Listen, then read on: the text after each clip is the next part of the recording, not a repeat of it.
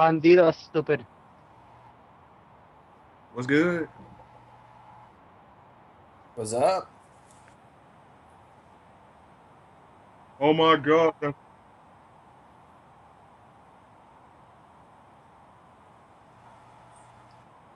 Wow. The fact that you put Darren over Kid Crush is a blasphemy. And ironically, exist Darren is a is shame. fired Shut from up. AWC. Didn't turn my microphone on again, so no one heard what I said. See, I'm glad I caught that because no one heard what I said again. This is gonna be the second time I've done that. I swear to God. Are you gonna get a strike for this? What? For showing the bracketology? I'm not showing that. Oh no, you're just showing a random screen that just has the intro to it playing over and over again. I'm not seeing anything. Come on, Tyler, play the show. Alright, we about to play in a second. I gotta share it I'm on. not saying anything right now. Because I didn't share it yet, Franklin. Jesus. Logo. Yeah, it's literally just bracket logo. Boom, can you see? Alright, it's loading, hold up. It's a circle. Yeah, it's a circle. Alright, we're about to go and watch this right now. This is something unique and a really cool opportunity that has been presented here. All of you are going to be in on the ground floor doing something really unique and cool. There is opportunity here for everybody that's sitting in this room, so I want you to understand that and take it very seriously. I think we've gone out of our way to find the best cruiserweights in the world. I can't see it. Now I truly feel that way, Oh, okay. right? You guys are all here for a reason, every single one of you. I think we're going to deliver something that you're all going to be really proud of when this is done. Give that back to us now, all right? Go kick some ass. Yeah, let's go. Yeah, Karabushi, let's go. 32 challengers from across the globe. Different styles, different stories, different paths, Where's my boy Rich? but one common goal. Which one? To become the first ever Cruiserweight Classic champion.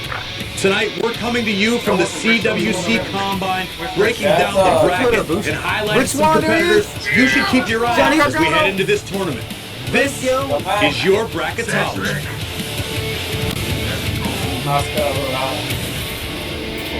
Hold on, I got the key for you. Hello there, welcome to WWE's Cruiserweight Classic. This is your Bracketology. My name is Mauro Ranello, and I am so excited to be joined by former WWE World Heavyweight Champion 4 times and the leader of the Yes Movement, Daniel Bryan. Daniel, before we get started on what is going to be a tremendous show, something I know is right up your alley, we got to ask how it feels to be back after your emotional retirement on Raw back in February. I mean, I couldn't be happier to be back. You know, originally I thought it's going to be hard for me to be around wrestling. I didn't want to be around it when your passion is so strong for something. It just, you know, it hurts you a little bit to be around it. We saw that in Seth Rollins' 24 thing on the network. But when I heard about the Cruiserweight Classic, I was like, this is something I have to be a part of. 32 guys, tons of independent wrestlers, guys from Japan, Mexico, you've got guys from Chile, you've got guys from China, Italy, all these different guys all coming together for one tournament.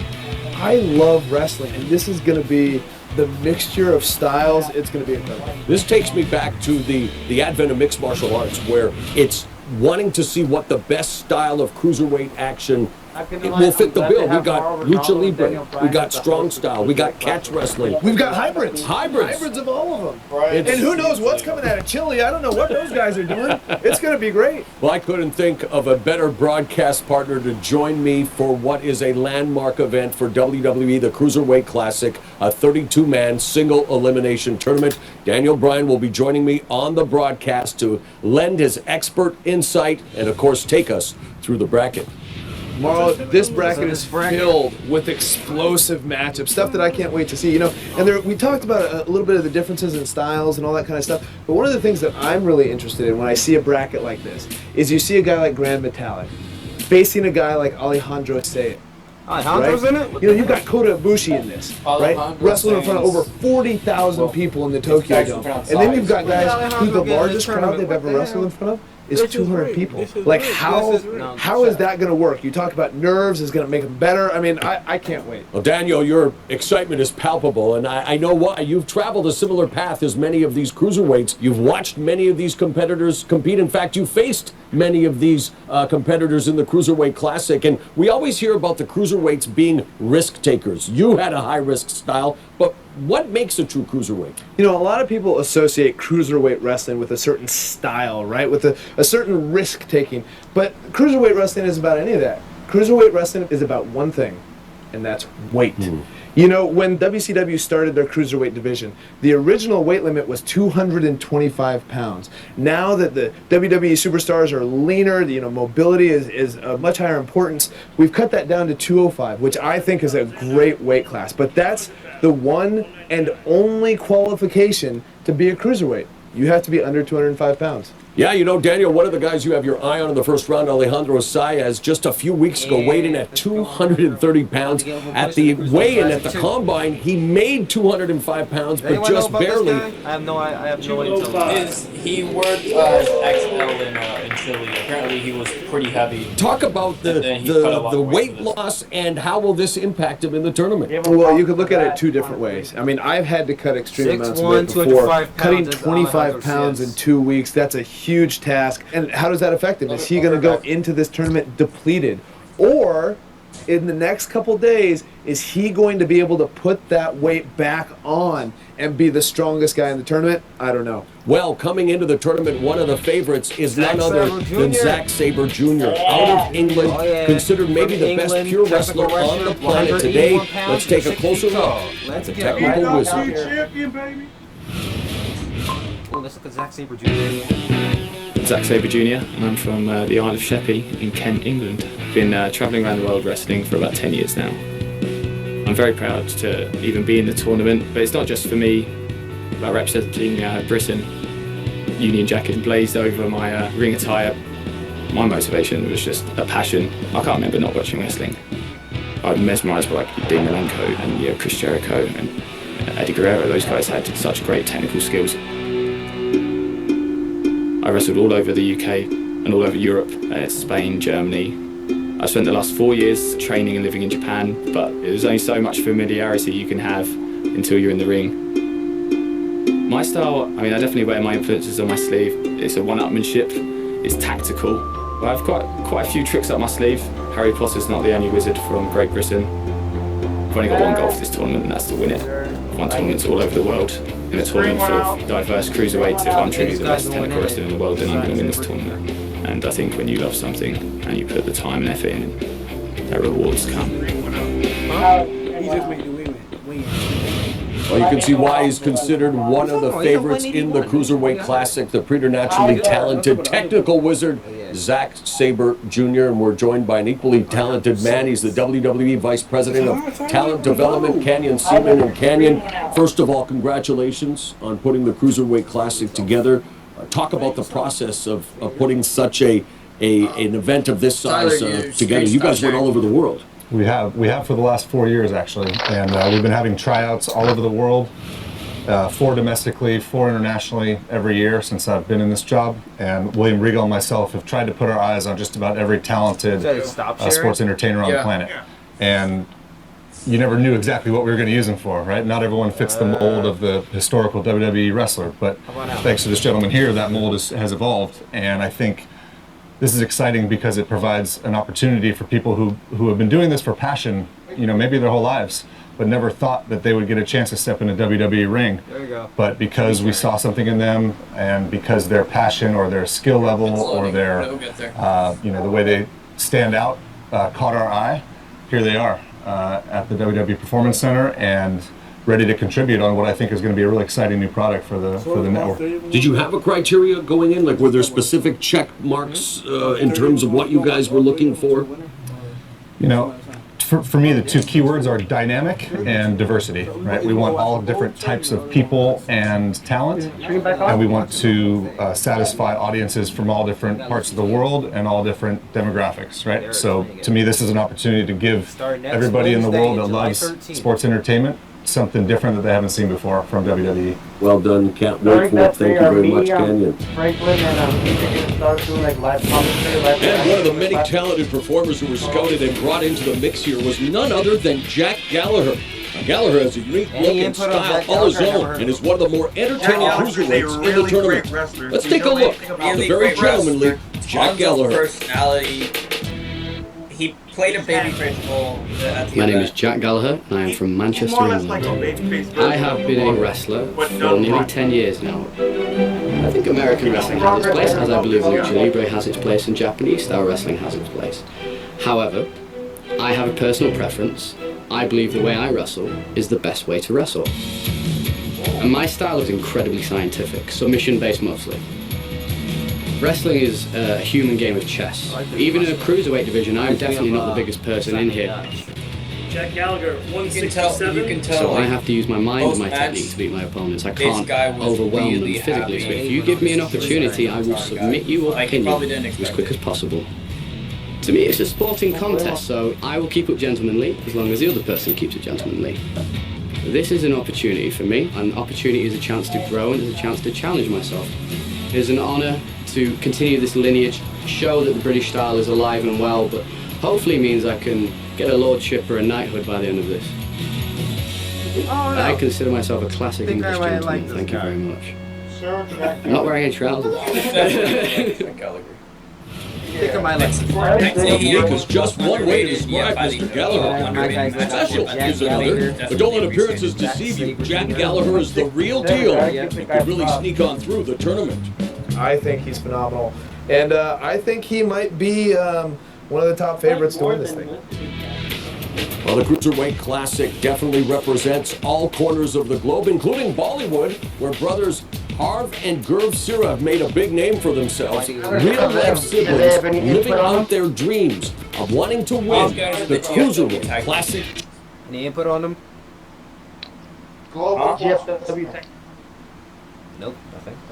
Sira from Vancouver, Canada. Folks are from the beautiful country of India. We are the Bollywood boys. Representing that Bollywood boys butter chicken beatdown that we always talk about. Eddie Guerrero was one of my favorite wrestlers growing up, and one thing I learned from Eddie was to embrace your heritage. Man, what can I do with India stuff? Something that's not so ethnic and so like stereotypical, like Bollywood. Bollywood, they sell fantasy. They want to see the hero come down the snow-clad mountain with a pink scarf, sing songs to the heroine, and beat up all the bad guys at the end. My brother and I, we grew up watching the WWE. Father moved to Canada, came with nothing, gave me and my brother everything that we wanted as kids. My dad's like, go do that tour, you know, I'm here for you. This guy had nothing. To be here in America with the biggest wrestling company in the world, that in itself is our accomplishment.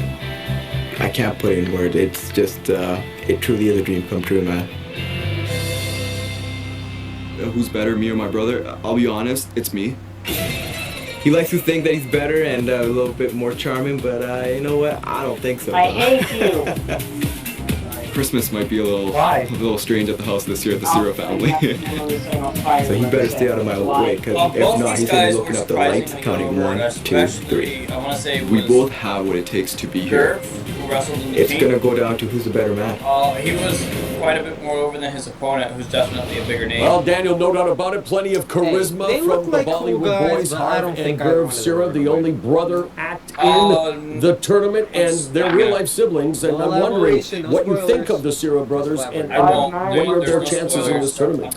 I think they're definitely underdogs. I mean, they don't have the experience that a lot of the other people have. The Kota Ibushi's, who's wrestled in front of Tokyo Domes, the Grand Metallics who've been at Arena Mexico, or the Brian Kendricks and Tajiris who've been in WWE, even like the Zack Sabre Jr., who's wrestled internationally all over the place, right? They don't have that kind of experience. But one of the things that they do have is they have each other. And these tournaments can be very, very grueling, both physically and emotionally. And as brothers who have been through a lot together, who've risen, chased this dream together, they're going to be there to support. Somebody worked a dark match. I seem to recall an underdog becoming a 4-time WWE World Heavyweight Champion. Just saying. And that's why you can't count anybody out in the Cruiserweight Classic. Another standout from the field of 32 in the Cruiserweight Classic is Baltimore native and NXT upstart Rich Swann. I know this guy. This Swan song is looking to be a big hit in the Cruiserweight Classic. This guy is amazing. One of the best high. My name's Richard Swann, and I'm from Baltimore, Maryland. My personal My in-ring style is high energy. I like to do a little bit of Michael Jackson just to get in my opponent's head. Look at him, man. That's charisma, man. That's People natural. have said to me, hey, you're 165 By the way, the name of his new theme you'll song is never Can You make it. I know, and I love it. Swann is very good. Wrestling saved my life. My father passed away when I was about 12 years old. My mother passed away when I was Oh my about God! If they actually 16. get Ricochet, we Kinda can have went the down inner the city dark machine road. guns again. I thought, Oh my God. what's left for me? I don't have a mother. I don't have a father. But wrestling really changed me. I feel like I was never supposed to make it. I can confirm this guy was definitely the most over guy all night. Swann again, though. He gets this momentum going. Unbelievable athleticism. The perfect ending, if I was in a movie, would be me standing in front of the WWE Universe, the first ever Cruiserweight Classic winner. I would love it. Rich Swann. Yeah, let's go, Rich Swann. I would not complain. I'm rooting for It him really all the is way. the complete package, an agile, definitely the acrobatic most over guy guy. with a fondness for showboating and a He's over the stalwart Corey on Bush the as well. American independent scene. He Your was, thoughts he on was Rich more Swann? over than David I mean, when Rock. I think of Rich Swann, I think of this incredible That's athlete, something, right? man. He goes out there and does Trust amazing me, things this guy- that this nobody guy's a else can future do. star. But that's not why I like Only a Rich Swann. WWE That's not why I Cruiserweight root was for one of Rich my Swann. His backstory is incredible. I mean, his father was murdered when he was 13. His mom died when he was 16. He was out on his own. And he has used wrestling. He has used this as catharsis for that and to lift him up out of that. And look at how successful he's become. You wouldn't look at Rich Swann at his size. He's small compared to me. And I'm considered a small guy. But he's gone out there and done things that nobody else can do. He's gone and trained in Japan. He's worked extensively over there in the American independent scene. And now he's on NXT. Could you imagine a guy like that having gone what he's gone through when he was 16 to say, this guy is going to have an NXT contract? You wouldn't think that. And now he's got this opportunity to prove himself to be the best cruiserweight in the world. Yeah. I think he's going to do very well. Well, Daniel, there's no doubt so many interesting matchups in the opening round of the Cruiserweight Classic. You've mentioned a couple of matches that you're keeping your eyes on. Let's now go to our control center where Corey Graves is going to run down the left side of the bracket for the 32-man Cruiserweight Classic. Corey. Thank you, gentlemen. How great is it to see Daniel Bryan back? Welcome back, Daniel. I hope you guys are enjoying Bracketology as much as I am. I'm Corey Graves, and there is so much to get to, so let's not waste any time. Let's jump right in. Let's take a look at some notable matchups in the left side of the bracket in the Cruiserweight Classic. Kenneth Johnson, representing the United States, will be taking on Japan's Akira Tozawa. Now, Tozawa's faced some of the best in the world, including Sami Zayn, Austin Aries, and Cesaro. He could be an early I favorite. know how to react to some of his things, And I've got to talk about Jack Gallagher, who represents England, taking on Fabian Eichner, representing Italy. Gallagher, who has a look and presence that I personally love, should not be taken lightly in this field of 32 competitors. Moving on down the bracket, there's Tajiri, the returning WWE veteran, representing the land of the Round, competing against the strong, powerful Australian Damian Slater, who may have traveled the longest Damian distance Slater of all got the a world competitors. record chance, but he was not. Here's a match to keep an eye on right here. Alejandro Saez of Chile, who, as you saw, dropped a bunch of weight to make it in the tournament, is going to be going one-on-one against the high-flying, risk-taking Grand Metalik of Mexico, one of the standouts here in the Cruiserweight Classic. Then there's the Wizard, Zack Sabre Jr. from England, who some consider the best pure wrestler on the planet, taking on textbook Tyson Dukes from Canada, a guy I've known a long time. Very impressive. This is a good match. I'm Now surprised they on had to Israeli Noam Dar, representing his family's Scottish heritage, who's going to be competing against one half of the Bollywood boys, Garcia, who represents India. Bruce Shearer was actually more over than Noam Dar, so Noam Dar This just is looks truly outside the a crowd. He just global does a little tournament in heartbreak every song. sense of the word, and there is a lot to learn about these talented competitors. I know, like, not enough I'm people going to tell you how to do it. head to WWE.com/CWC, and you're going to get all the information you can handle about these superstars. We've got ladies can bios, resist the photos, backstories, and so much more. Check it out right now, WWE.com/CWC. And remember, the Cruiserweight Classic airs exclusively on the award-winning WWE Network July 13th at 9 p.m. Don't miss it. I said, what awards did it win? It is a 32-man single elimination tournament representing 16 countries. This is going to be awesome. Hey, Frankie, are you gonna go to the other rounds of the Cruiserweight? I'm going to, out of the 3 shows Well, left, Daniel, one of the more intriguing contests in the opening round of this field of 32 is a matchup between NXT Tag Team partners Johnny Gargano and Tommaso That right there was Ciampa. And with the Cruiserweight Classic Championship ultimately at stake, one has to wonder, are they going to pull up all the stops in their quest to become CWC champion? One of the most intriguing matchups in the first round of the Cruiserweight Classic is a clash between NXT Tag Team partners Johnny Gargano and Tommaso Ciampa. My name is Johnny Gargano, and I'm from Cleveland, Ohio.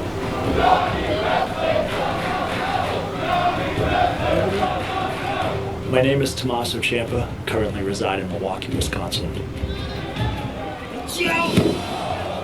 I've been a singles wrestler my entire career. So when I came to NXT with Tommaso, it was really the first time that I was thrust into a tag team. And something about us just clicked instantly. Oh, look at this. That's chemistry. Over the past year of traveling together, rooming together, being in the ring together, and depending on each other so much, I mean, our bond has grown. He's getting married in September. I'm part of his wedding, so we're as good of friends as you can get at this point. Outside of my fiance, Tommaso Ciampa is the guy I talk to the most in this world. I might even talk to him more than my fiance at times. But at the end of the day, me and Tommaso Ciampa are competitors. We both want to be the best. So what happens in the first round when we go one-on-one with each other? I'm going to look at him, and I will shake his hand. At the end of the day, we're going to see who comes out on top. Sometimes you fight family harder than you fight anybody else, And I never hit with the intent to injure, but I do hit with the intent to hurt. And when it's bell to bell, I'll hit with the intent to hurt. I don't want to see Johnny get injured, but I don't want to lose. The best man win. I can tell you this. Now, Daniel, you know firsthand what it's like to be a part of a tag team. You're a former WWE Tag Team Champion with Kane and Team Hell No, but you also strive to be the best singles competitor with Gargano and Ciampa. Do you think they have what it takes to really go against each other hard in hopes to advance in this tournament? It all depends on their long-term goals. If their long-term goal is to be the NXT Tag Team Champions and then to go up to WWE and be the WWE Tag Team Champions, and if their end goal is to be the greatest tag team of all time, then they might hold a little bit back because that's more important to them. But I don't think that's the case with these two. I know Johnny Gargano. He was the singles champion for Dragon Gate USA for over 800 days. I know that he likes being a singles champion. He craves that of competition. He likes the spotlight being on him. And Tommaso Ciampa is the same way. And I mean, these are two guys who I think when they see the Cruiserweight Classic and they see what's at stake here and the notoriety that they could get winning this tournament, I think that they're going to go at it full force. Well, Daniel, now one of the biggest and most inspirational stories in the Cruiserweight Classic. You had an inspiring journey, and so has TJ Perkins. I know he's a guy you know very well, but not everyone has had the type of journey that TJ Perkins has had to get to the Cruiserweight Classic, and that might be the reason he has an edge going into this landmark event.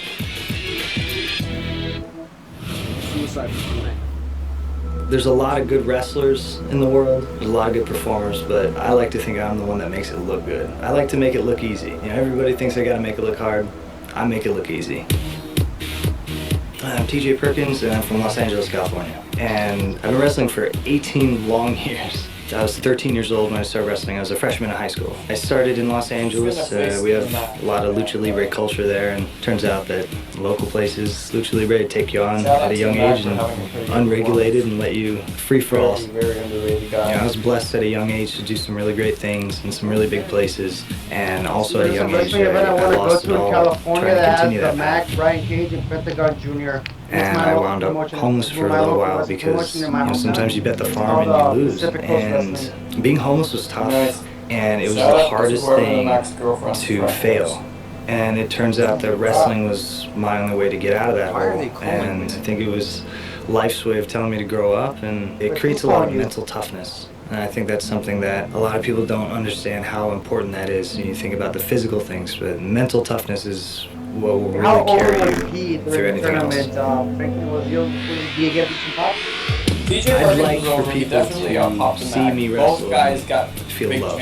Hopefully I can have people look at me and say, you know, if he did that, I can do this. And I definitely feel like I'm representing the Philippines and my culture, and now that I'm here, I feel like it's part of my responsibility to inspire others because they can do the same, maybe better. I'm going to win the Cruiserweight Classic. This would be the biggest thing that I've done and the largest stage I've been able to, blessed to be a part of. Wow, an amazing story about an amazing young man who joins us right now, TJ Perkins. TJ, talk about a long and winding road to get to this point in your career. How has your background forged your identity going into the Cruiserweight Classic? A lot of the experiences I've been through is really developed mental toughness, I think. And that's something that I think I lacked in my younger years. I've done this a long time. I'm maybe in a young man's body, but up here, I have an older mind and an older soul. He's been wrestling longer than I have. Really? Yeah, he started before I did. Yeah, wait, how old were you? 13 years old. 13 years old. Were you even allowed to wrestle at 13? That was 1998. But legally, you were allowed to compete as a professional? Well, through the beauty of lucha libre, masks make me a little bit older. But you develop a mental toughness, some of the things I went through when I was older. When I was younger, a lot of great things came to me really easily, and I was blessed with things that maybe I didn't even deserve, and I worked really hard to make it up in aggregate. But sometimes they say, Murphy's Law, whatever can go wrong will go wrong, and with me a lot of stuff did, and those experiences developed perseverance in me. I think it changed me as a man, helped me become a man. And I think that's really what got me to this point. How confident are you in being better technically than the other guys? Speaking of that, do you guys see I make it look easy, man. I think what part of my experience is that I'm very versatile. I joke, but I am pretty confident. That anybody who I'm standing across, I think that I got the tools to beat them. And I think all these years, my IQ, I got the answer for it too if I look hard enough. You were the youngest American to ever wrestle in New Japan Pro Wrestling. Is that correct? That is correct. What do you see as the best opportunity for you in this tournament? What do you hope comes of this? Well, this is definitely the biggest stage that I will have been on. The reach is massive, and it's an incredible experience to be part of this, and the field is amazing. And what is exciting to me is that it's very groundbreaking that looking back in history, there's going to be people 10 years from now looking at this the way that we used to look at the Super J Cup. This is amazing, and so to be more than just a tiny footnote in history is incredible. And I like that I have the opportunity to represent my heritage as a Filipino. We're a passionate people, and we don't have a lot of heroes. I'm a big advocate of Batista because of the same thing. Right? We really cling to our heroes. We don't have a whole lot of them, and I needed a lot of inspiration when things were hard for me, and I needed to get things back.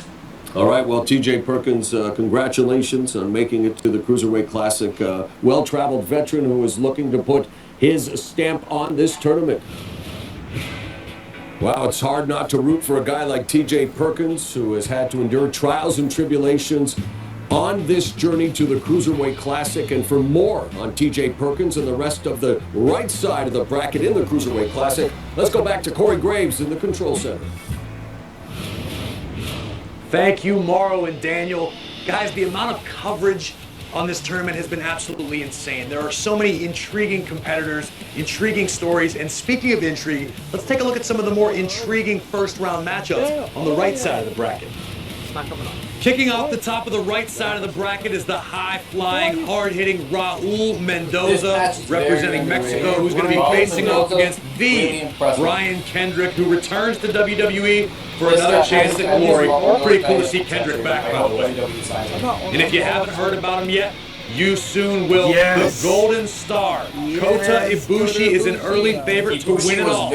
He's going to be taking on Sean Maluta, representing American Samoa. What about TJ Perkins? What a story for this young journeyman, as you saw earlier. How can you not root for this guy? Representing the Philippines, Perkins will be facing the Mac, who I like to refer to as the German King of Pop. And no, your eyes are not deceiving you. The NXT tag team of Johnny Gargano and Tommaso Ciampa will be going one-on-one. I personally hope they both lose. And our final matchup features the sensational Baltimore native Rich Swann, who has overcome so much to get to this point.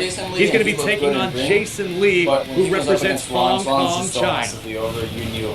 I cannot wait for the Cruiserweight Classic to kick off. But I'm done for right now, so I'm going to send it back to Mauro Ranallo and Daniel Bryan with the rest. Who's your predictions for the finals of All right, thanks a lot, Corey and Daniel. Now we're going to talk about a couple of returning WWE veterans when it comes to experience.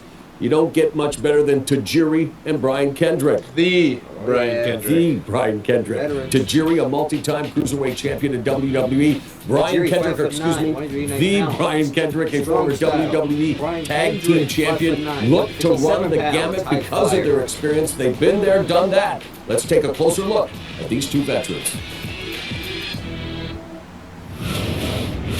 Although the Cruiserweight Classic features many faces new to WWE, two familiar superstars from years past have returned for one more shot at glory. As a former WWE superstar, Tajiri held the Cruiserweight Championship on several occasions. After a 10-year hiatus, Tajiri has returned to enter the Cruiserweight Classic tournament. With over 2 decades of experience, the Japanese buzzsaw is here to add one more accolade to his already accomplished career. Also returning for the tournament, a man who is searching for one last chance at redemption. My name is Brian Kendrick. I live in Venice, California. I'm 37 years old. I'm here because my experience, and wrestling is what I love. Wrestling is what I'm passionate about. I'm the man with the plan. I was very fortunate to get to live my dreams, get to be a part of the WWE. London and Kendrick continue to impress. Do they still hold the record for the longest reigning WWE Tag Team Champions? Not until New Day beats the record. Because you know I they will. had the world in my hands. You know they will. I let it slip through my fingers because I was busy patting myself on the back. Wait, no, I was they already released did because I was an animal, and deservedly released. To have a second chance it gives me a new lease on life, because without wrestling, I'm just living.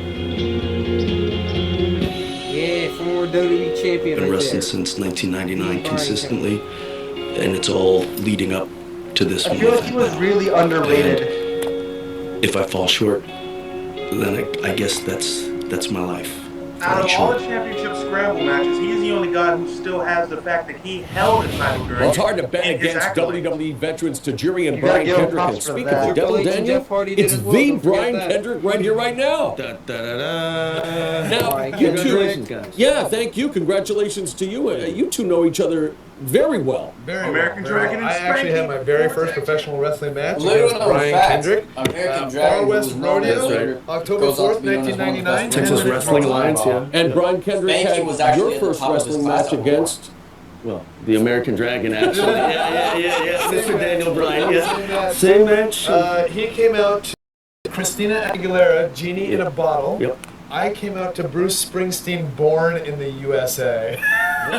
Mine worked better, though. The music was really, Genie in a Bottle worked. Yeah. Well, did you make the 3 wishes, and was one of them being involved in a tournament of this nature? Did you ever think that such a tournament would exist here under the WWE umbrella?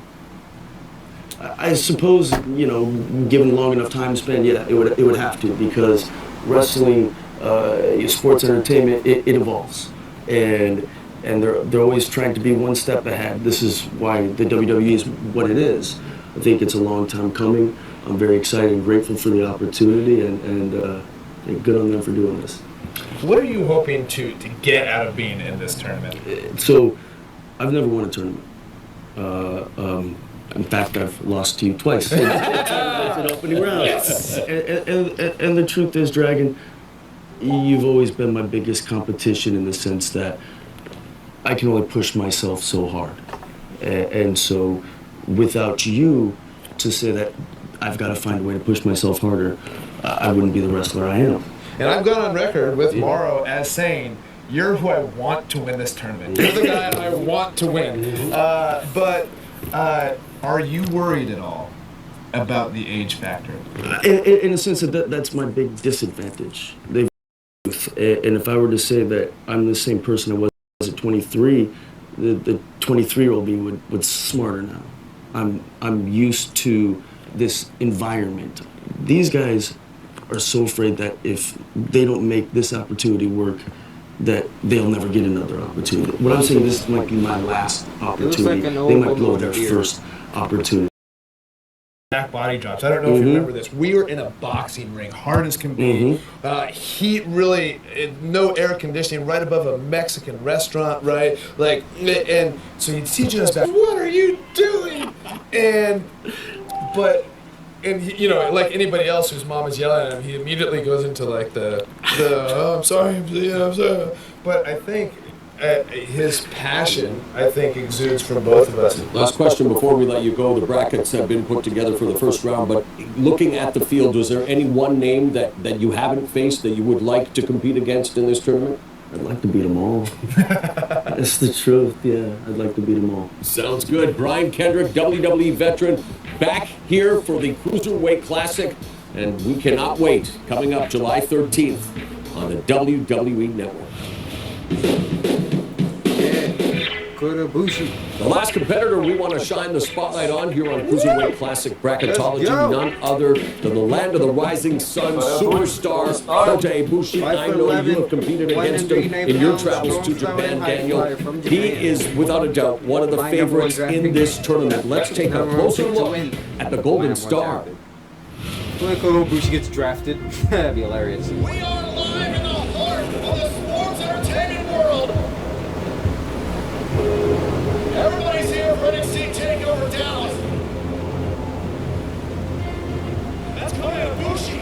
That is one of the greatest. Ibushi, baby. I'm Kota Ibushi, and I'm from Japan. After the high-profile Golden Star of Japan made his momentous appearance at NXT TakeOver Dallas, Kota Ibushi arrived at the Cruiserweight Classic to show the world what he and the rest of Japan has to offer. I don't mean to represent Japan, but I want to show how good Japanese wrestling is. By joining this tournament, more people will watch me, and so I am happy.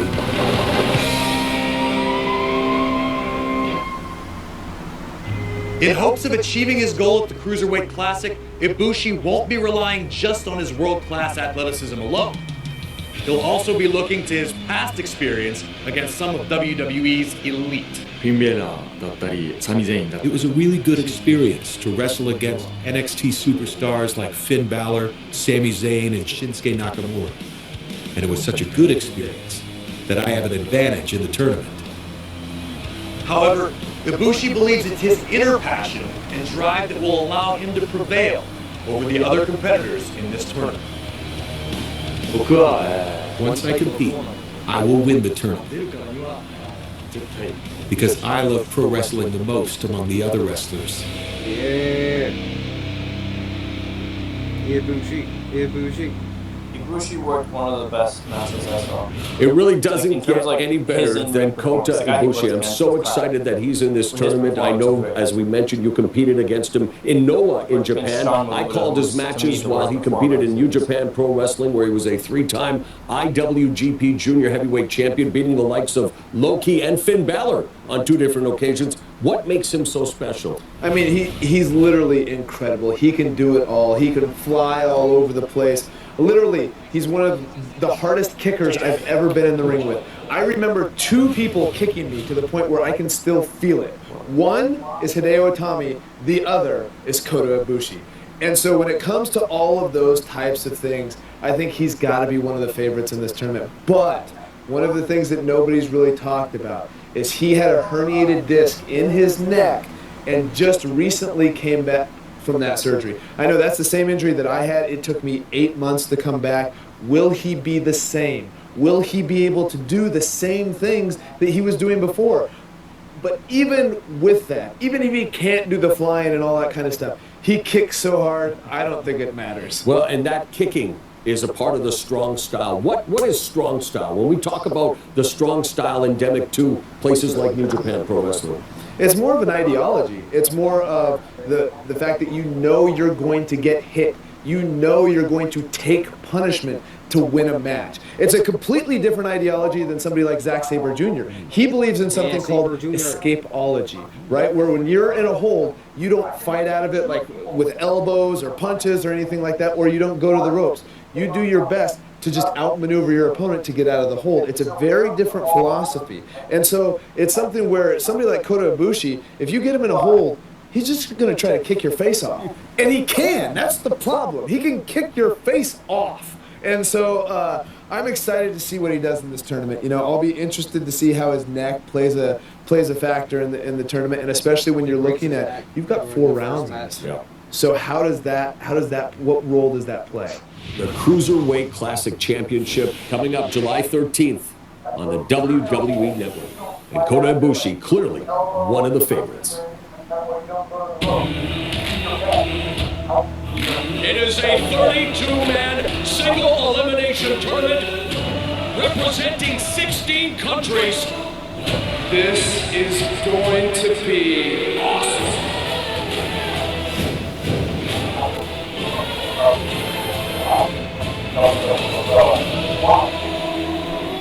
Wake up.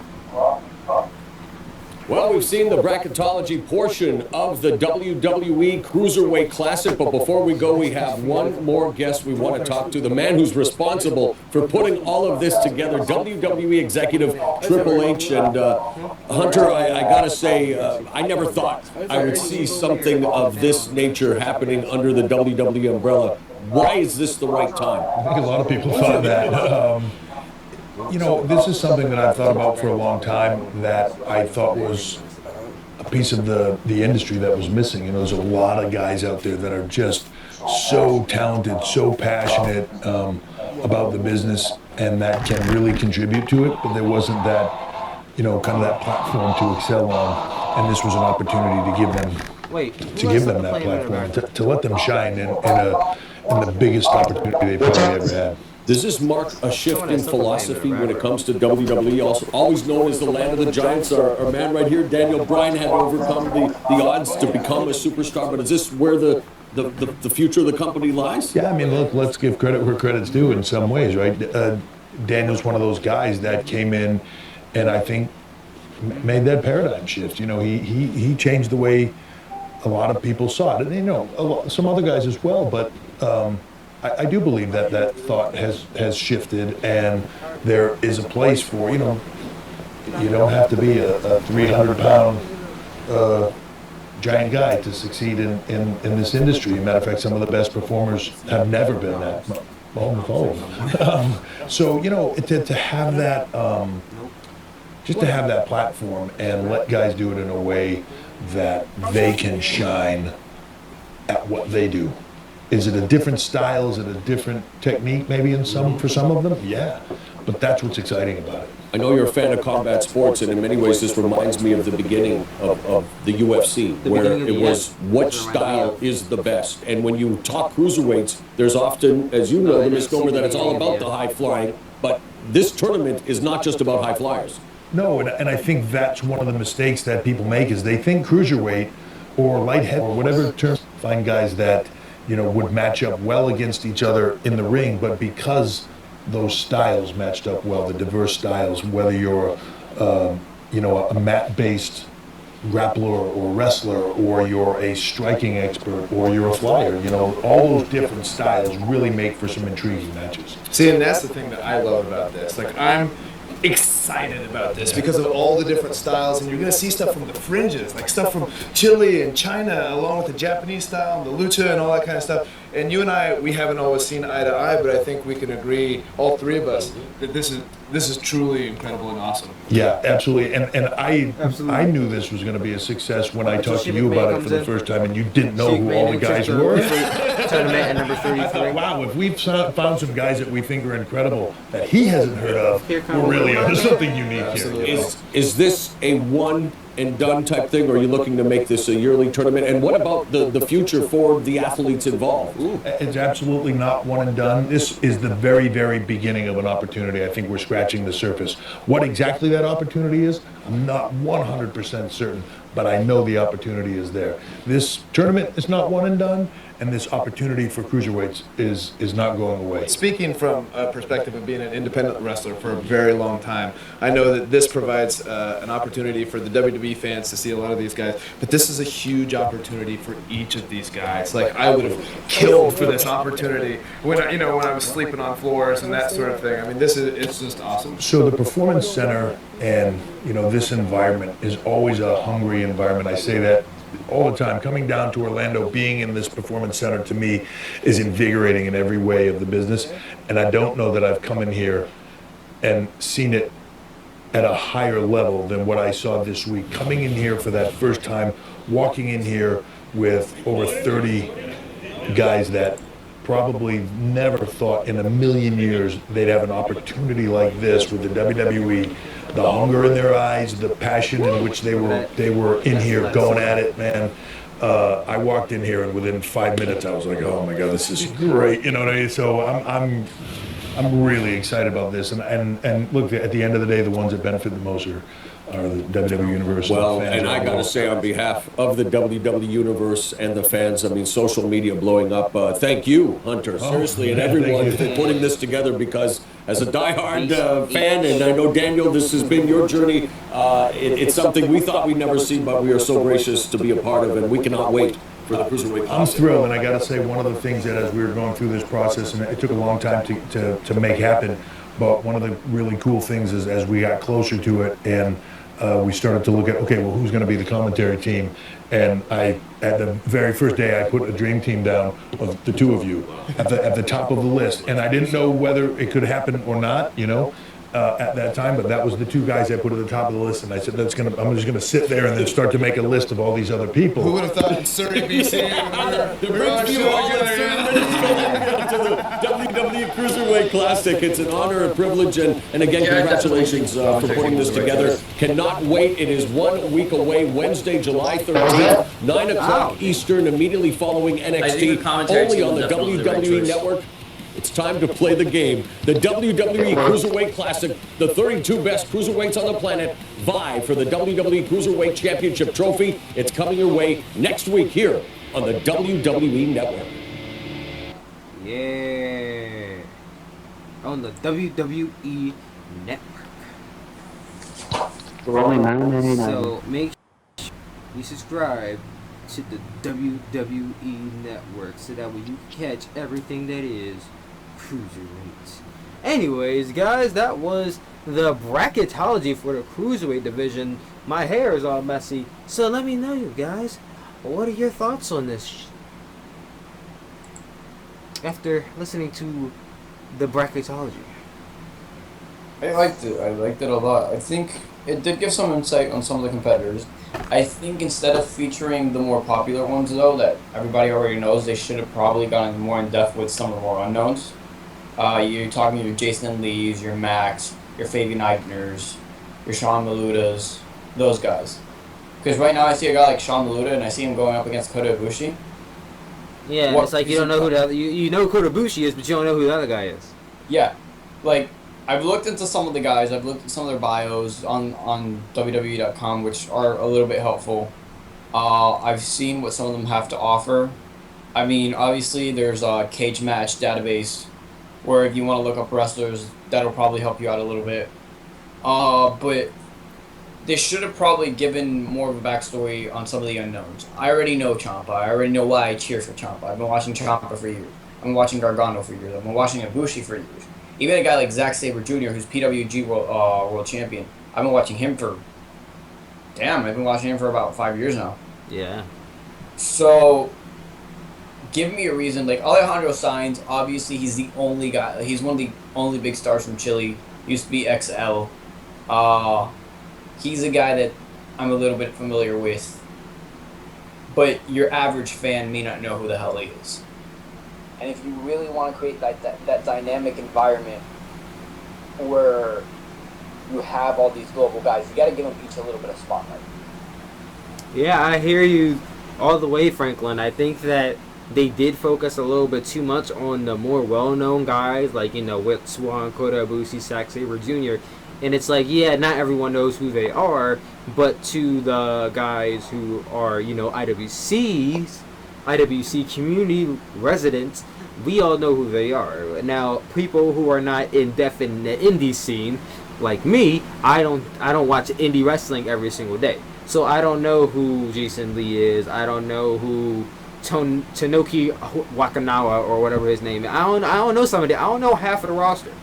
I know a good portion, but I don't know majority. So I feel like they did do a good job focusing on that tag team, the with the brothers, because I didn't know they were a GFW tag team champions. They've already had documentaries, well, not documentaries, but like they've had small clips shown on them when the whole GFW hype came.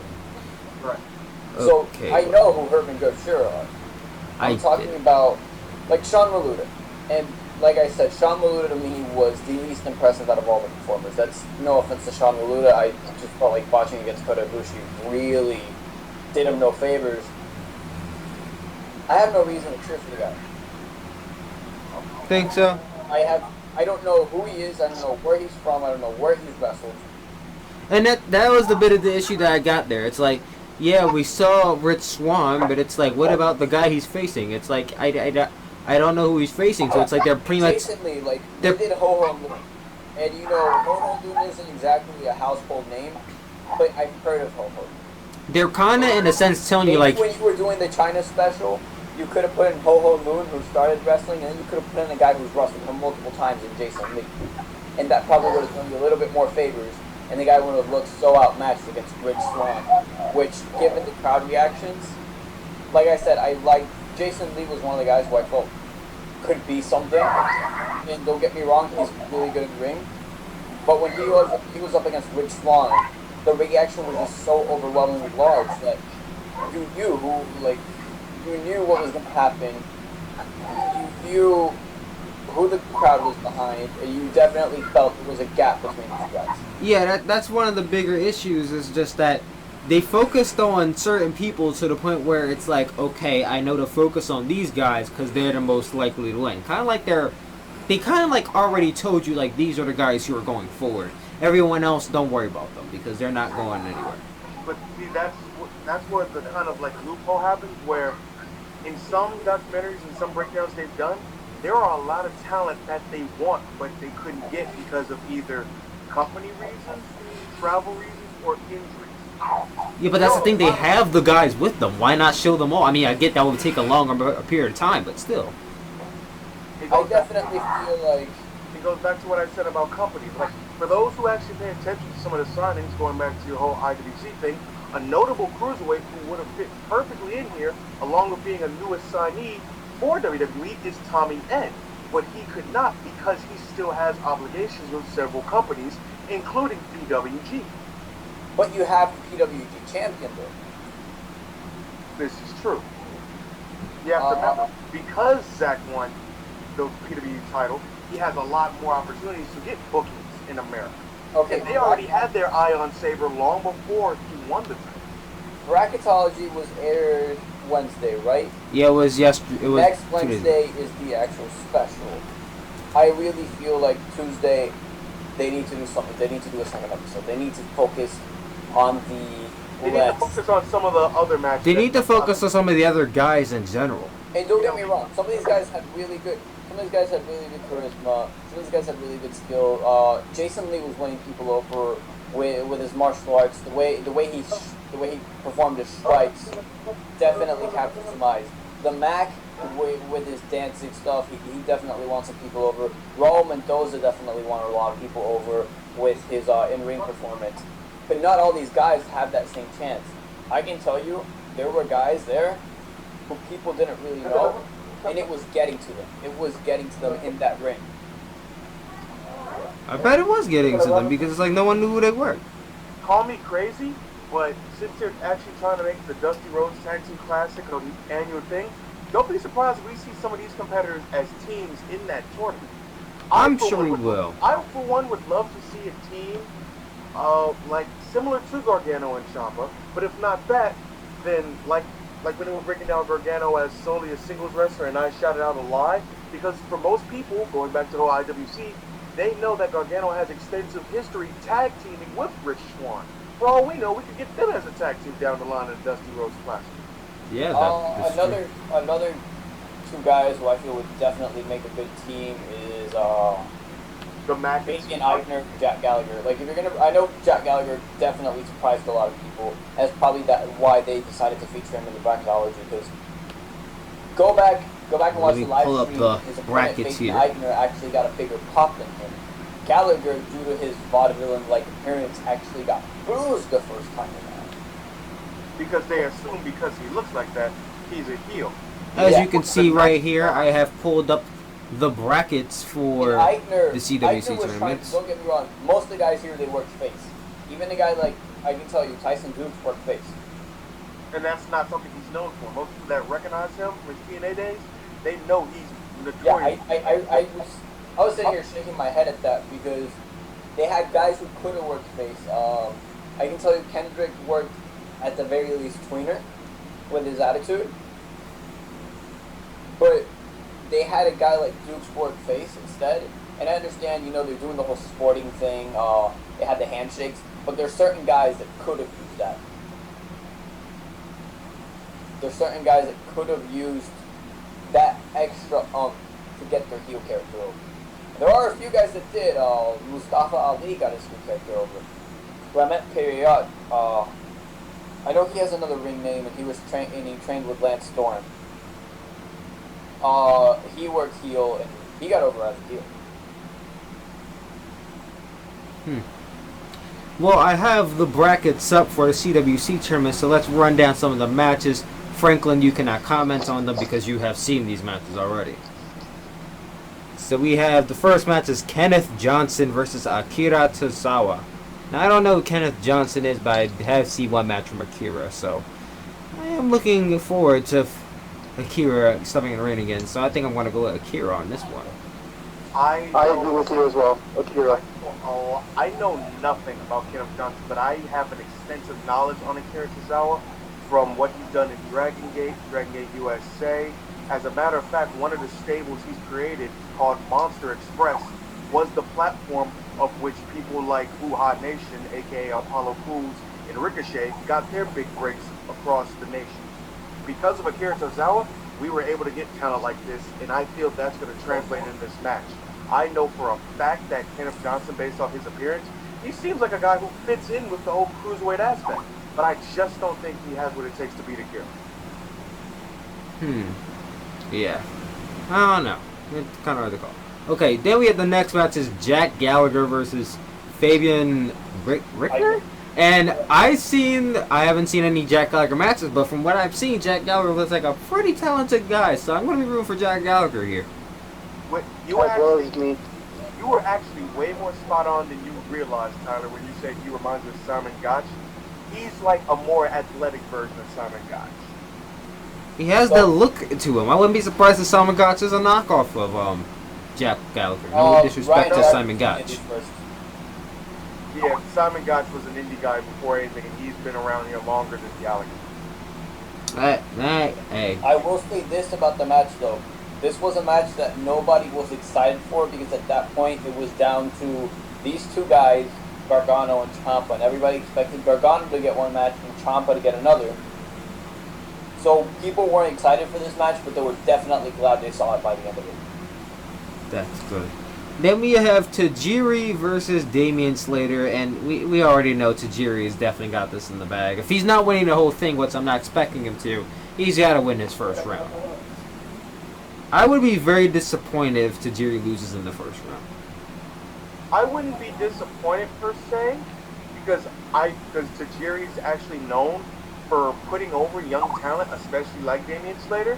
But with this being his return and the reasons why he's returned, and especially adding the fact that he's now been officially resigned, I can't see why he won't. Like I said, I'm not expecting him to win the whole tournament, but I am expecting him to win this first match, the first round. One thing I can say about Damian Slater, and this has nothing to do with my live experience, but more so with what I saw on the forums beforehand, a lot of people were picking Damian Slater as an early favorite simply because of his look. I don't think I've seen he won or lost. I'm not going to spoil the match.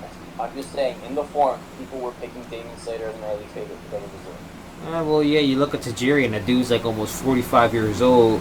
I mean, he still looks good he looks okay for his age. I mean, you look at a guy like Tajiri, you don't expect him to move around like he does, so might be I can see this match going on.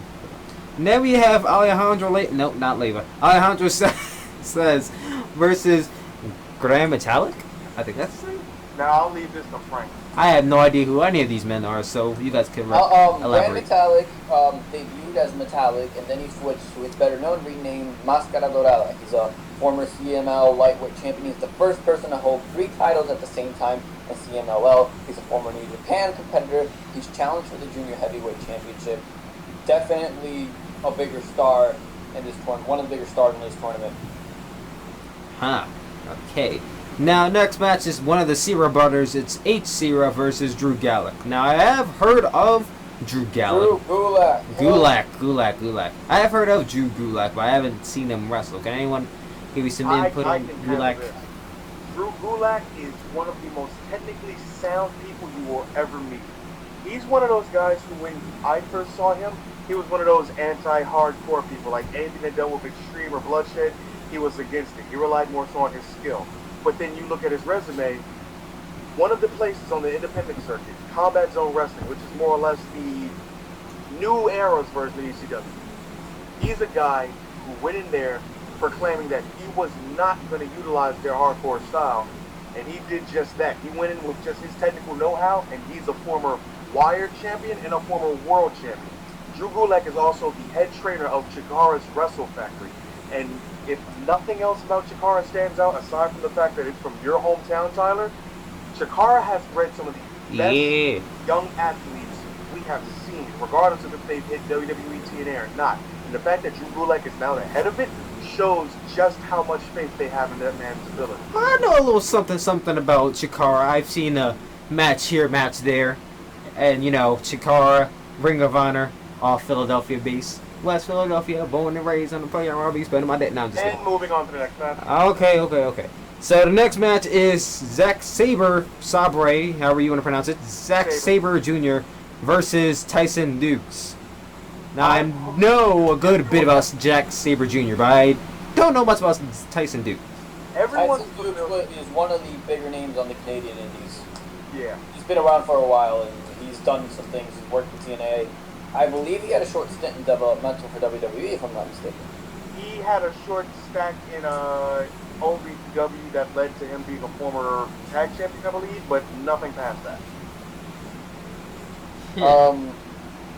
Didn't he have some work with Scott Cardinal? He worked with Scott. There are a lot of names he's worked with, like Scott Cardinal, Seth Skyfire, CM Punk at a young age. But he's one of those guys who he's really gifted at what he does. He just doesn't get the acclamation he deserves. Or the chance. Tyson Dukes is your classic indie heel. I can give you that. Okay. So next is Noam Dar versus the other half of the Sierra brothers, G Sierra. Don't know too much about either. Now, Noam Dar, he's one of the greatest young prospects you will ever see. He's representing Israel, but a lot of people know him for his British wrestling Up in Progress and ICW. He's one of the most technically sound yet agile people you will ever find. And I'm a guy who loves backbreakers, especially lung blowers. He has one of the best lung blowers you will ever see in wrestling. Not to mention, Taka, he's special. Yes, he's very special.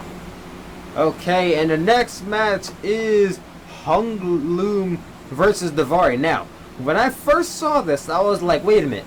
We got Delavar Daivari back in WWE? First, I was like, I am not interested in seeing Daivari back in WWE. Until I found that it was a different Daivari, and I did a little bit more intel on him. The guy is actually pretty good. Yeah, this guy is legitimately Daivari's younger brother. Makes sense. I was like, wait a minute. I know Delavar Daivari's not in the Cruiserweight division. Arya Daivari did get some not your brother chance, but I can say he got his character over as a heel. I don't know. What are your guys' opinions on Delavar Daivari? Do you guys think he's a good wrestler? I mean, for me, I think his character is so disinteresting that his wrestling just completely is added out for me. Okay. Because Franklin can tell you, when it comes to like his brother Sean Daivari, I was never behind Daivari until he made the jump to TNA and became Sheik Abdul-Bashir. That's when I actually started paying attention to him and actually enjoying him. I've seen his brother work. His brother works pretty well, but I fear he's going to go under that Roderick Strong, AJ Styles radar that something about him doesn't click where his in-ring work does. I can tell you this much, the guy knows how to get himself over as a heel quick. He's a very good natural heel worker. He learned from his brother. Because of the fact, he's foreign, he has that whole I'm better than you, blah, blah, blah, I'm not my brother. I can tell you that out of all the guys who worked heel, and very few of them did, because very few of them were willing to, he was one of the guys who worked it the smartest. Now, what about Hung Loom? Sounds like one of the Chinese guys who... Yeah, Hung Loom basically started pro wrestling in China. He's a big name there. He's somewhat of a big name in the global indies. He's worked some shows in England. He's done extensive dark matches for Progress. He's a good friend and also one of these sparring partners, one of their greatest female assets in Pollyanna. Ho Loon is just a guy who's legitimately revolutionized wrestling in China. A place that surprisingly is not known for wrestling. And he's a massive underdog too. And boy, can he fly like no one else. And boy, will the crowd come up with creative chants for his name. I can't wait to see what the crowd is going to say. Just wait till we get to Christmas and this guy's involved in something. So the next match is Rule Mendoza versus the Brian Kendrick, and I am happy to see Brian Kendrick back in the WWE ring. I haven't seen him there since 2009, 2010. No, he was in an NXT match against No, Balor. my bad. He faced off against Finn Balor that one time and then disappeared. Yeah, because he had to stay back and train Eva Marie. Some good that did, right? Yeah, I know. All the more time he had to put into that. The man with a plan, I can tell you this match had to split down the middle. No, I'm just kidding. Brian Kendrick got the initial pop. Mendoza got something at the start. But by the time the match had been about halfway through, the crowd was split. This Mendoza kid, he has it. He has it in his spades. He knows how to win people over. And that right there, I'm saying, if any of the unknowns get signed, it's gonna be this kid. Well, I can just base him off his name, Rule Mendoza. It sounds like a cool name. So, Raul, whatever. It sounds like a cool name. So I just heard Raul Mendoza. I'm like, sounds cool. Probably going to make it hard. Next, we have Anthony Bennett versus Tony Nese. Or Tonys. Abbreviated Tonys. My boy Tony Nese, I've been watching him for a long time. I've watched him in FWE. I've watched him in a lot of the indies. He did some short work for TNA, didn't he? Yeah, he was a part of their whole extravaganza for the X Division during the gut checks. There's a reason he's called the premier athlete. He's that good. Yeah, Nese was one of those guys, like, it was one of those smaller time matches, but Nese made it worth your while. Anthony Bennett, he tried. He really tried with the glasses thing. But I'm sorry. I'm sorry. When I first saw him, he was screaming hipster to me, and I can't stand hipsters for anything. So I was showing it to some casual fans that I was discussing with. I was showing the Facebook live stream that I was on, and they just point out that Bennett looked incredibly stupid, and he looked like he was trying too hard to show off. He looks like he was strong. I'll put it like this, where Xavier Woods has made it like a big thing to actually be portrayed as a legit black nerd. This kid looks like he's gonna try and be that black hipster kid, and that's just gonna kill him.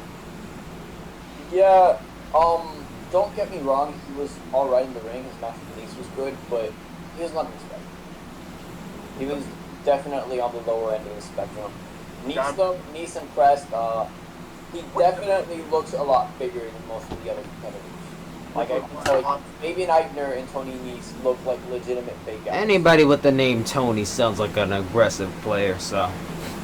No, it's funny, because they started chanting Tony, and we have Anthony Nese and Anthony Bennett, and I'm like, which one are you chanting? Boo. So the next one is Kota Ibushi versus Sean Maluta. Now, this is one of the parts where I say that I feel like they should have put more limelight on Sean instead of it on Kota, because it's like, majority of people watching this already know who Kota is. Not too many people know who Sean is, so you'll go into this already predicting that Kota's going to win, which isn't the best thing to do. Now, if you guys know who Sean Maluta is, please put some intel on him, because I'd rather have intel on him than someone I else. have no idea where he came from, I have no idea who he is, I just know he botched against the Golden Star. How do you get to work one of the biggest stars in this tournament and you end up botching it? And I could tell Kota worked the rest of that match, not seriously hurt, but he was feeling that botch.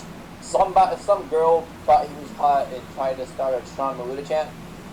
Kinda got booed out of it. And this is where I come in, because I actually did research on Sean Maluta, and this is where a lot of people are going to get tuned off. He's a direct descendant of the Usos, Roman Reigns, and The Rock.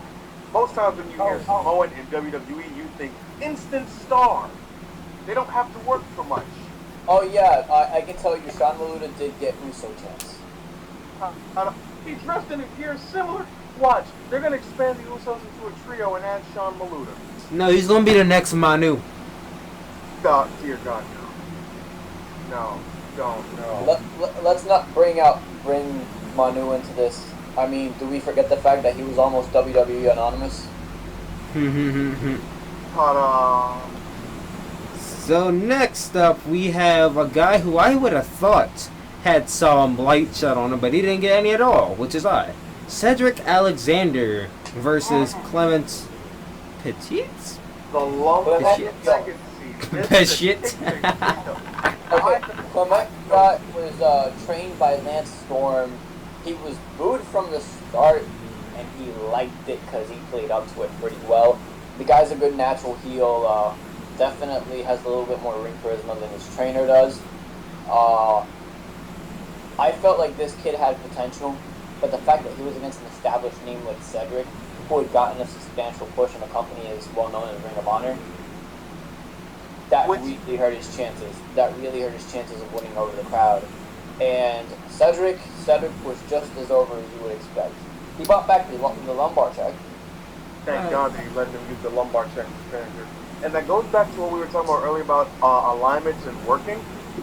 For those who paid attention to Ring of Honor the past year and a half, Cedric evolved from that happy-go-lucky babyface to a very arrogant heel, and he was successful. Which, when I heard he was in a tournament, I thought WWE was going to work on that. I would have actually preferred Cedric to work the heel. No, he did not. But the fact he worked against a guy like Clement Fiat, maybe if he had worked in somebody else, but no. Maybe if he had worked Sean Maluta, he would have been it. Yeah. Well, Sean Maluda did work face, but it just wasn't a very over. Okay, now the next match is a pretty interesting match. We have T.J. Perkins, the former Manic Suicide, and versus the Mac. Not the Mac from Lucha Underground, the Mac from who God knows where. Germany. The Mac from Germany, and this kid impressed me. He got some substantial chats part way through the match. It probably helped that his girlfriend and her best friend were right there to start the chant in the front row. I can tell you this, he reminds me of a young Alex Wright. I don't know if you guys are familiar with that. I know Taka is. I don't know, Tyler, if you're familiar with Alex Wright. I seen him once. The Wonder Kid? Yeah. Yeah. Well, this kid, I don't know what it is with Germans and dancing, but they can pull off dancing gimmicks pretty well. And this kid found a nice way to incorporate it in his offense. One of my favorite spots in the match was these dancing Daniel Bryan style kicks. It was definitely one of my favorite spots of the night. He won the crowd over, and he ultimately had a very good match with Perkins. Just hearing something like that, when I think of the Mac and the fact he incorporates dancing into everything, makes me think of not just an early Rich Swann, but also Human Tornado, for those who are familiar with him. I am. I feel the Mac can draw a lot of comparisons to the Human Tornado. Another person who I'm surprised was not even thought of for the Cruiserweight tournament. Maybe next year. That would have been pretty awesome. Yeah. So the next one is probably the most interesting bouts of the night. Johnny Gargano versus Tommaso Ciampa. Now, Franklin can vouch for you and say that this was match of the night. Everyone already knows about these two men. In the main event of the night. The psychology behind it, it felt like a big-time NXT TakeOver match. Now, since we already know about these two men, aside from Franklin, who do you guys think see winning this match? I should also be exempt because I know just as much as Franklin. Never mind. I think I'm gonna go with, I easy chose to be Johnny, but I think I might have to just go with Tommaso. Just for the shock value. Not that I don't think Tommaso could win it, but I think that the obvious choice will probably be Johnny Wrestling. So, the next match is Mustafa Ali, no relation to Muhammad Ali, rest in peace, versus Lince Dorado. Lince Dorado is one of those guys that got a big pop just based off the fact most of the indies he works are in Florida. He recently worked in Orlando, which is where the Cruiserweight Classic was held, for a company that didn't last very long called Nova Pro. He was one of their featured stars, so he's fresh in the crowd's mind. He's also he's working with Evolve, Dragon Gate, and his most extensive run was in Chikara. Yeah, he's also worked for FWE. I believe he's worked for Tommy Dreamer's home. Yeah, he did a couple matches for House of Carnival. So this guy has a ton of indie experience, with most of it being in Florida. He's Puerto Rican, very charismatic performer. People knew who he was. People knew Lince Dorado. Mustafa Ali, they didn't really know much about him, but... And I don't think they cared. No, they did. They did. By the end of the match, they gave him his credit, and a lot of people were left wondering more about him after the match, or at least in the section I was sitting in, which is the hard camera section. This was definitely a good match. Some spots where you thought the match could have ended, they kept it going, so I liked how they built up suspense. With 16 matches in one night, you really don't have time to build up suspense in every single one of those matches, but this was one of the matches they were able to do that. And then the last match is Rich Swann versus Jason Lee. Now, when I first heard Jason Lee, I thought of an actor. I don't know what actor shares the name Jason Lee, or if anyone has the last name Lee that I immediately thought of, but... Yeah, Jason Lee is an actor, I think. Okay, I was thinking the same thing. I'm like, I heard Jason Lee, I'm like, isn't he an actor? Jason Lee is... I'll put it like this. Yeah, Jason Lee is My Name is Earl. Yeah, that's what I thought. Jason Lee's an actor. That's who Jason Lee is. Well, it's funny you make that comparison because the Jason Lee we're talking about has extensively said that his biggest idol and influence in wrestling and in martial arts in general was Bruce Lee. Hence, he took the last name Lee as a direct tribute. Worked a very strike-heavy style. Didn't get as much of a reaction as I thought he would, but he impressed the crowd with his strikes to the point where, okay, this guy's hurting Swan. Might have been why they were looking at him like, stop hurting our boy. Yeah, Swan definitely the most over guy of the night by far. No competition, no nothing. Swan had the most chance. He was just, the room filled up with charisma the minute Rich Swann walked in. These two guys put on what I thought was one of the better matches of the night. I wouldn't say it was as good as the main event, but I'd say it's in my top 5. It was like co-main event status? I really hope it wasn't the co-main. I think it might have co-main evented or main evented one of the episodes, but it wasn't the co-main event of the night. The co-main event was actually Jack Gallagher and Fabian Knight. But Jason Lee, I don't know. I feel like he does need to do a little bit more stand out on his own. Because from what I've heard, his biggest matches have come with working with Ho Ho Mun. But if he gets a shot, he's definitely somebody I can see making it far in the WWE, at least in terms of being a cruiserweight. Hey. Swan, what more can be said about Swan other than he's just a ball on? This man has it in spades. Okay, so choose 3 combinations that you see being the final 2 of the tournament, and 2 people who do you think will win the tournament? Let's see, 3 combinations for the final, right? Yeah, 3 combinations for the finals. Rich Swann and Kota Ibushi, Zack Sabre Jr. and Akira Tozawa, and just for shock value,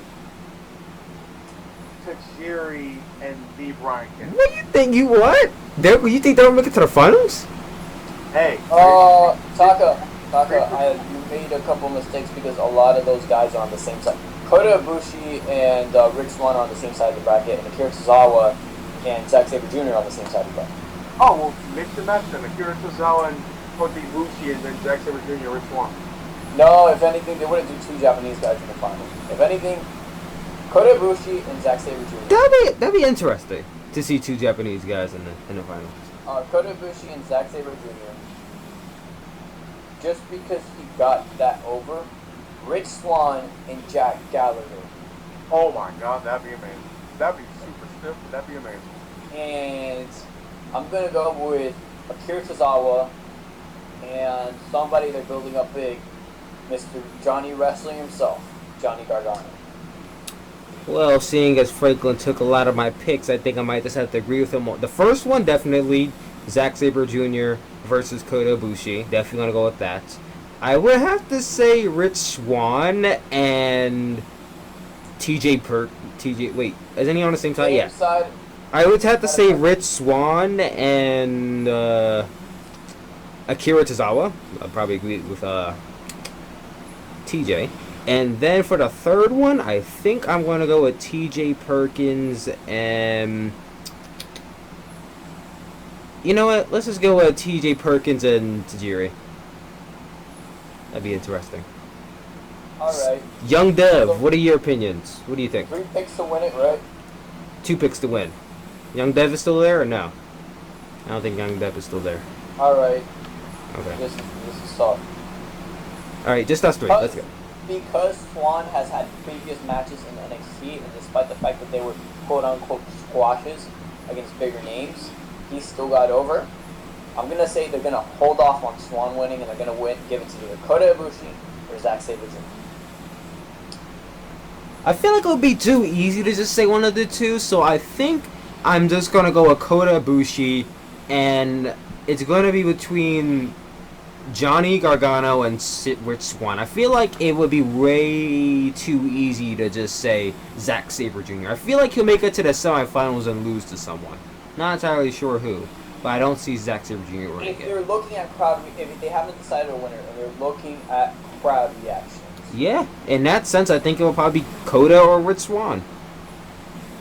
Yeah, that would definitely be one, but since they're on the same side of the bracket, it would probably end up going to like Coda and Zack Sabre.